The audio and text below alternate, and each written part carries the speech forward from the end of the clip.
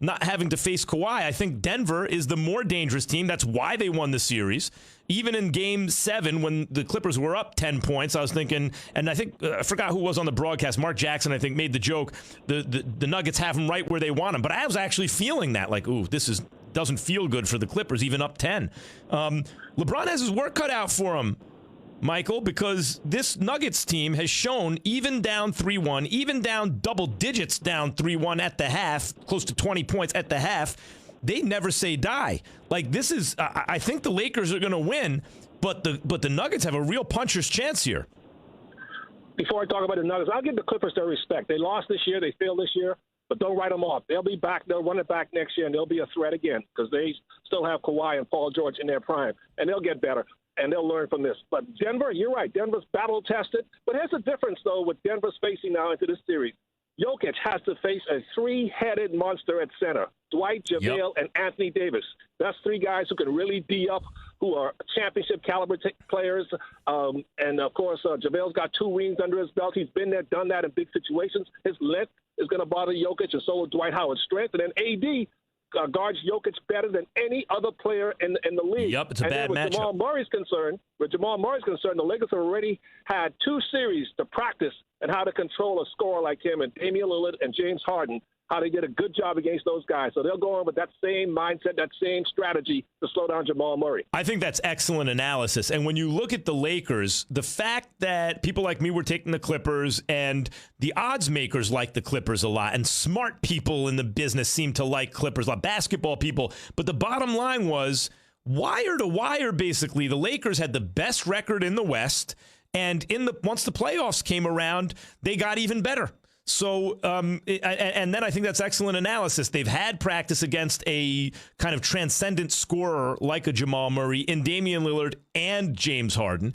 And matchup-wise, at the 5, Jokic is a great player and he can control the game with his passing. But you almost couldn't, you have AD to put on him, and then you also have Dwight Howard and JaVale McGee. The matchup favors the Lakers. I think they should win this in, let's say, 6 games. But the Nuggets, even when you're up 3-1, even when you have almost a 20-point lead at the half, you cannot count these guys out. This should be a fun series. The great Mychal Thompson, ladies and gentlemen. Chris is just ruthless. He just cuts our guests off. Be polite, Chris. No, we got to do the wedge on you, man, or you'll go till 30 minutes after. We understand. Probably true. It's probably expired.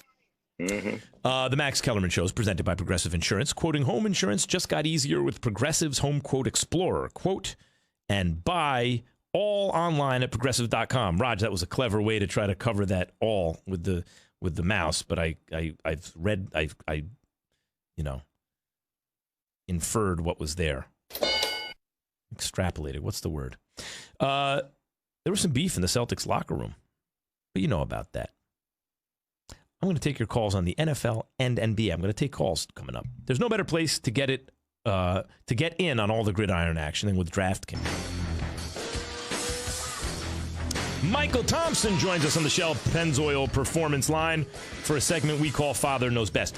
Hey, Michael, or Raj, I need to talk to you.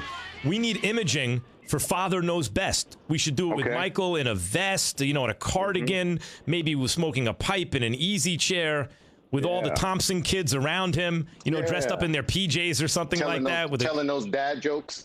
Yeah, we need imaging for Father Knows Best. And also, Max Me Anything should be Axe Max. We've decided on that, right? Yes, we have. Now talk to Michael. Michael, thank you for joining me today. Yeah, just make sure it's not a crack pipe. Why would it be a crack pipe? Sometimes when you say things, I think maybe it's been a crack pipe. But in fact, a lot of times you'll say something that I think is crazy, and it turns out there was some wisdom there. Look at that. Well, that's because I'm a little bit older than you, Max. I've been through more life experience than you. I've seen more throughout sports history than you've seen, probably twice as much. Lived through it, yeah. You need to start listening to me, young man. Yeah, well, I do listen to you a bunch, as a matter of fact. I do. When we've done radio together, I've come away enlightened about some issues. What did you think about before we get to the Lakers and the Clippers, for that matter, what did you think about what you heard post-game when Marcus Smart apparently was upset and Jaylen Brown and Marcus Smart were going at it and yelling and everything?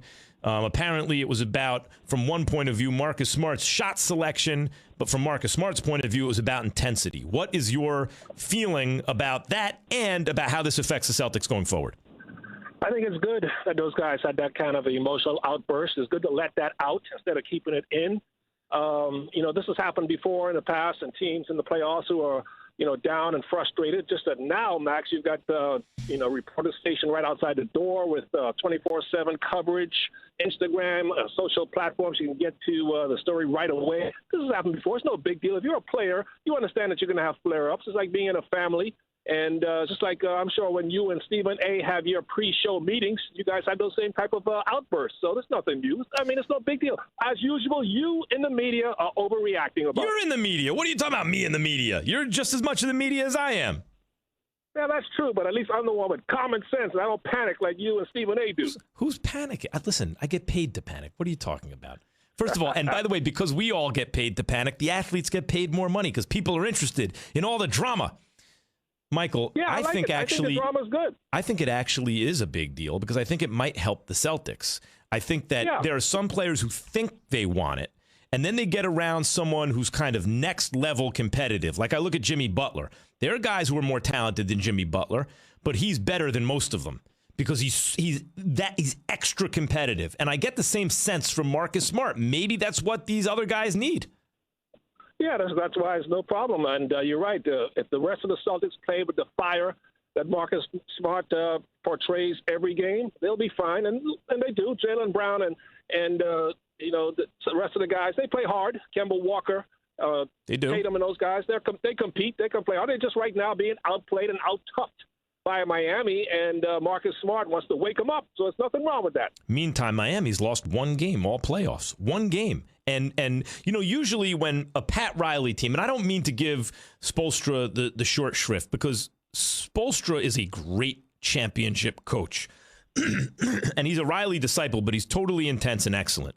And not that just intensity equals excellent, but in his case, he has both.